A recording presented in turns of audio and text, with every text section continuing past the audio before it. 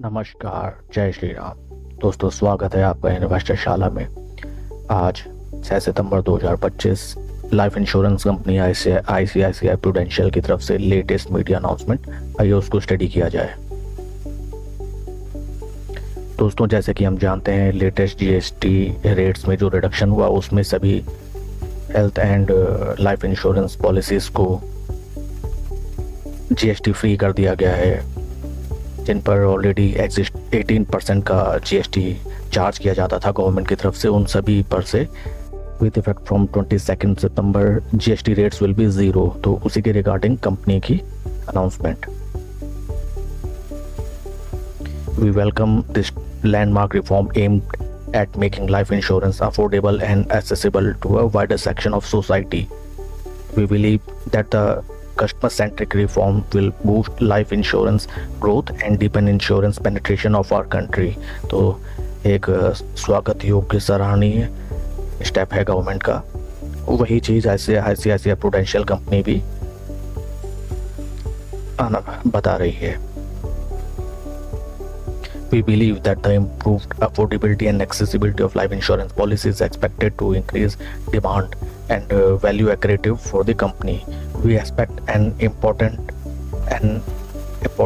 impact of approximately 1% of our embedded value. दोस्तों, ये काफ़ी धमाकेदार पॉइंट साबित हो सकता है हम निवेशकों के लिए।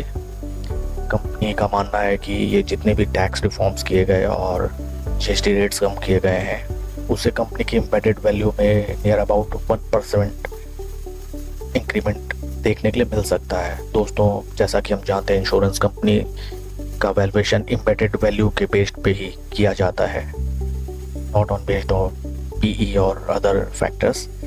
सो कंपनी का मानना है कि जीएसटी रेट कम करने से 1% of their embedded value will increase. It means overall valuation of the company will increase by more and more 1%। आइए अगर हम कुछ कंपनी के फंडामेंटल्स देखें तो कंपनी अभी ट्रेड कर रही है नियर अबाउट 69 के पी पे, whereas industry PE is showing 19। It shows massive PE wise massive premium valuation पे कंपनी ट्रेड कर रही है। बट दोस्तों, बढ़िया चीज़ हमेशा महंगी मिलती है, इस पॉइंट को भी हमें ध्यान में रखना चाहिए। Promoter share holding is near about same 72.96। FIIs ने अपनी शेयर होल्डिंग हल्की सी कम की है 13.24 to 13.12 in June quarter. DIIs ने जरा सी अपनी स्टेक होल्डिंग बढ़ाई है 8.80 टू 8.85।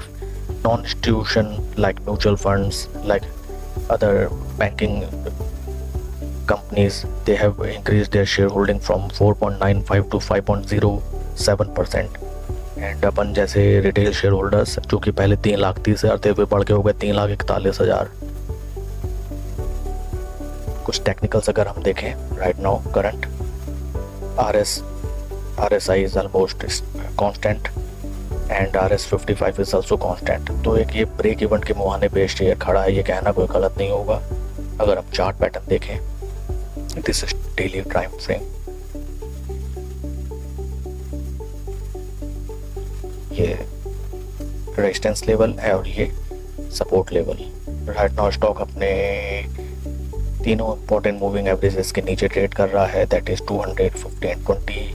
ये इंपॉर्टेंट लैंडमार्क्स हो सकते हैं, हमें इन्हें वॉच लिस्ट में लगा लेना चाहिए अलर्ट्स में। जैसे ये स्टॉक अपने 200 डे मूविंग एवरेज के ऊपर ट्रेड करने लगता है, कुछ दिन यहाँ कंसोलिडेट करके अगर अपने रेजिस्टेंस लेवल जहाँ ऑलरेडी 2 बार ये स्टॉक रेजिस्टेंस फेस किया था, अगर यहाँ से ब्रेकआउट देता है on hourly candle, here we can make our position.